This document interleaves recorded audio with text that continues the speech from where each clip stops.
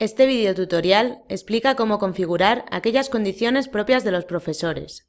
Los profesores se pueden añadir bien de manera manual rellenando sus datos o mediante los procesos de importación que ofrece GHC. En la lista de los profesores podemos ver en distintas columnas sus identificativos, el número de sesiones que tienen asignadas y otros elementos de configuración. En la primera columna encontramos el nombre que se usa como clave principal. Este identificativo debe ser único. La abreviatura y el nombre completo también sirven para identificar a cada profesor, tanto dentro del programa como en la presentación de los resultados. Los profesores tendrán asignadas sesiones lectivas, pero también pueden tener no lectivas, es decir, reuniones de profesores, guardias en horario lectivo o de recreo, además de otras actividades complementarias. A la derecha encontramos la plantilla de ocupación de cada profesor. En ella podemos expresar preferencias o prohibiciones. Siempre que sea posible, utilice preferencias en lugar de prohibiciones para generar horarios óptimos. Existe un comando limpiar plantillas que permite conmutar todas las preferencias o prohibiciones de todos los profesores de la lista. Este comando también existe en otras listas. Verá un icono chincheta a la izquierda de cada profesor si alguna de sus sesiones, reuniones o guardias tiene posiciones prefijadas en el horario. Cada uno de los profesores cuenta con una ventana de propiedades donde configurar sus opciones.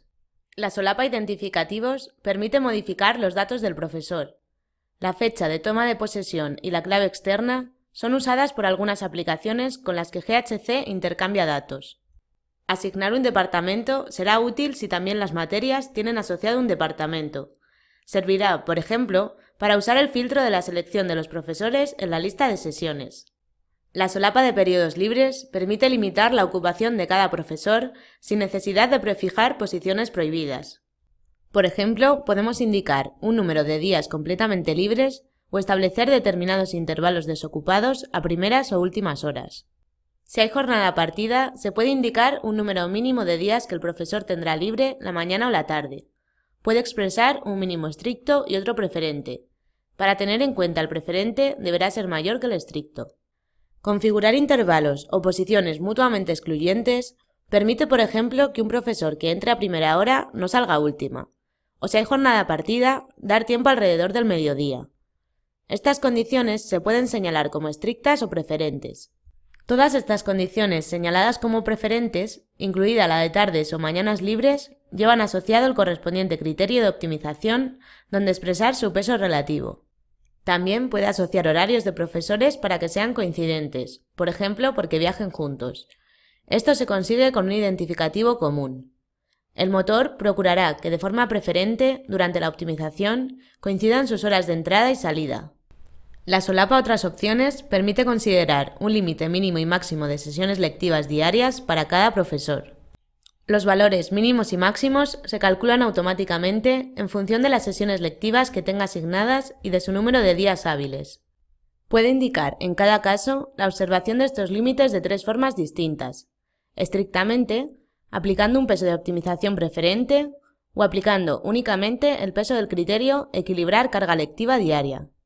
En el caso de observar un máximo estricto, se puede incrementar el valor calculado en una sesión. Por el contrario, se puede procurar maximizar los días libres en lugar de buscar una ocupación mínima diaria. Las reuniones de profesores opcionalmente pueden contarse como sesiones lectivas para el cálculo de estos límites diarios y para equilibrar el horario del profesor.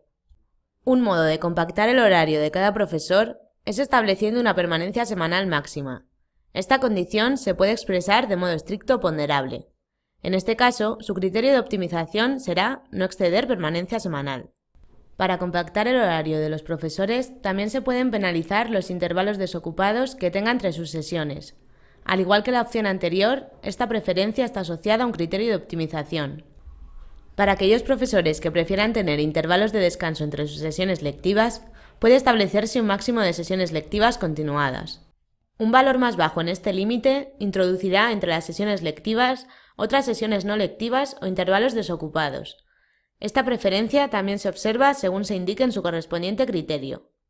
Solo para el perfil de universidad se presenta la posibilidad de establecer una prelación para la elección del horario. Un valor más alto determina una prioridad en la observación de las preferencias del profesorado. Gracias por su atención.